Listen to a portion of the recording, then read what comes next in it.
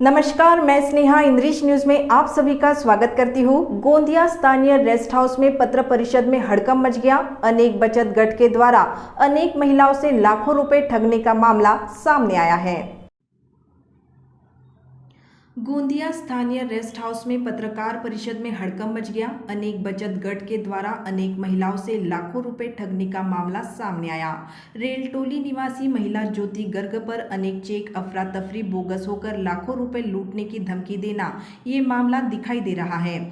तो वही चावके परिवार द्वारा करीब 1.5 लाख रुपए अनेक वर्षों से नहीं देना, अनेक कारनामे ज्योति गर्ग ने किए, ऐसा पत्रकार परिषद में महिलाओं ने बताया। जबकि पुलिस में भी तकरार देने के बावजूद ज्योति गर्ग द्वारा महिलाओं को धमकी देना शुरू है।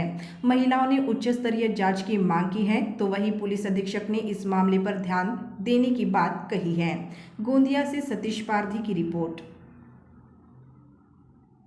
के पैसे अभी तक ज्योति गर्ग देने की है। जया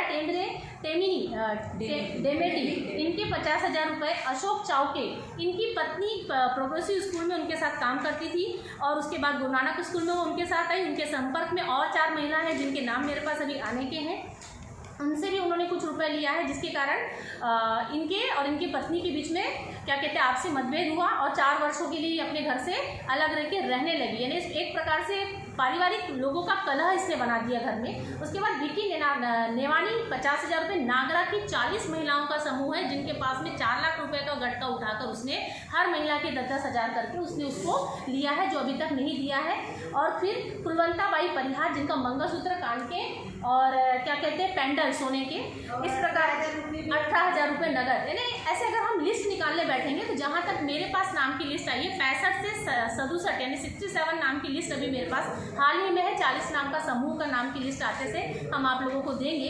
अगर हम 4 व्यक्ति से बात करें तो 2 व्यक्ति हमें ये कह रहा है कि उसने हमारे भी पैसे लिए हैं।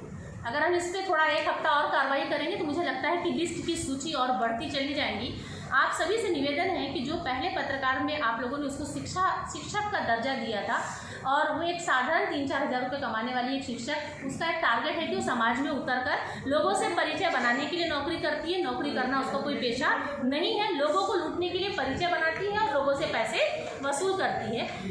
बेटी को ले जाती है साथ में, बेटी साथ में होने से लोगों को विश्वास हो जाता है। पति बीमार है, सास बीमार है, देवर बीमार है।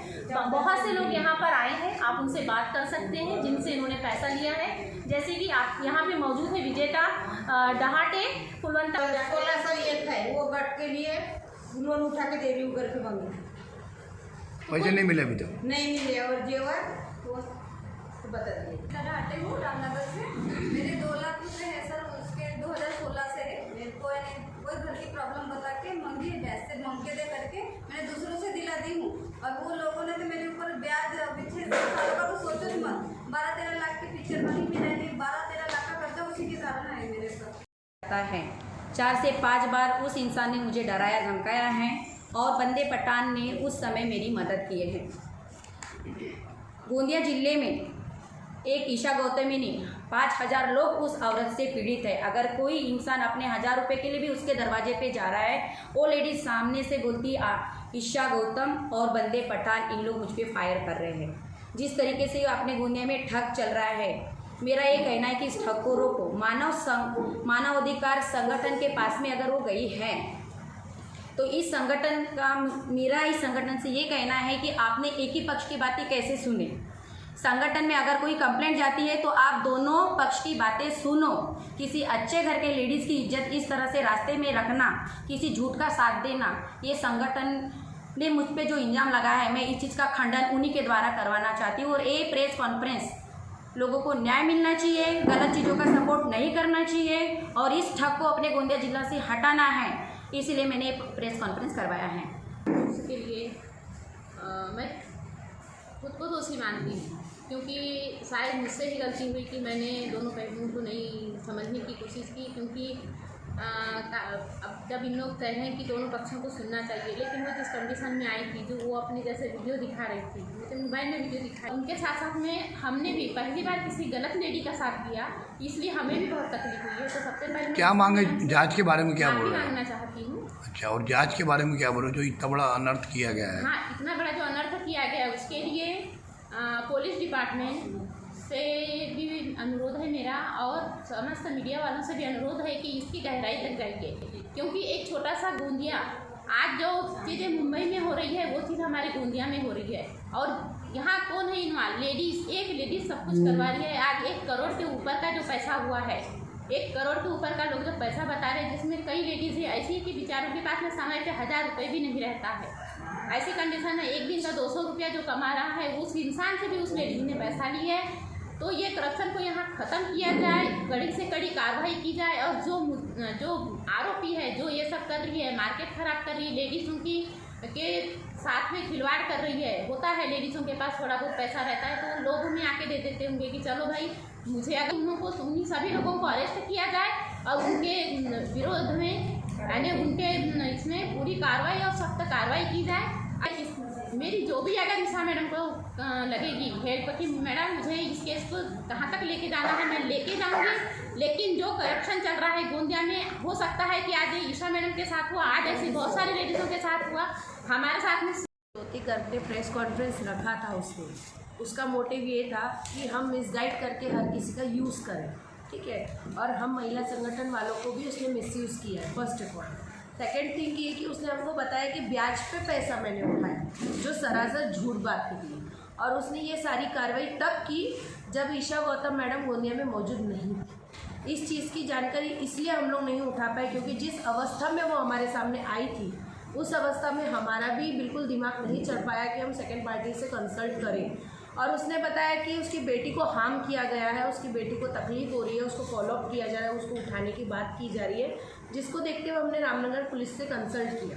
कंसल्ट करने के बाद ये हमको इन्फॉर्मेशन मिली कि रिपोर्ट हो चुकी है, बट उस पर कोई कार्रवाई नहीं हुई, ऐसा उसने हमको बताया, जबकि वहाँ बात कुछ और ही नहीं थी। जब प्रेस कॉन्फ्रेंस का बात उसने हमसे शेयर की तो हमने उसको बोला ठीक है अगर आपको ऐसा लगता है, लेकिन हमने तब भी और स्टार्टिंग से भी ये बात क्लियर की थी कि हमारे पास वो नहीं, कोई भी व्यक्ति अगर हमारे पास आता है तो हम यही बात करते हैं कि अगर हमारे सामने कोई भी सच्चाई आती है कभी भी तो हम उसका साथ देंगे, ना कि किसी भी गलत व्यक्ति। 1000 का अमाउंट है, जबकि 12 लाख का अमाउंट उन्होंने ईशा गौतम से लिया है।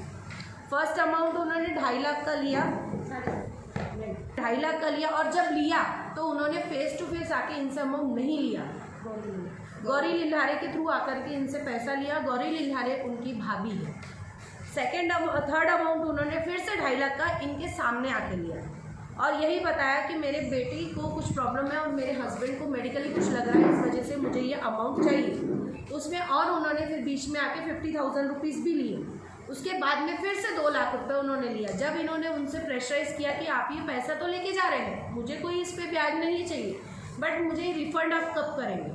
और उसके बाद में उन्होंने गौरी लिल्हारे से भी कंसल्ट किया कि आपने इसमें लिखित में कोई प्रूफ लिया है क्या कि पैसा तो वो ले रही हैं। तो उन्होंने इनसे, अब ये कितना सच बोला कितना झूठ बोला, तो इनके पास कोई लिखित कार्रवाई का कागज नहीं आया है। उन्होंने बोला मैंने एक स्टैम्प पेपर में लिखवाया और चेक भी लिया, जबकि ये बात सच्चाई नहीं।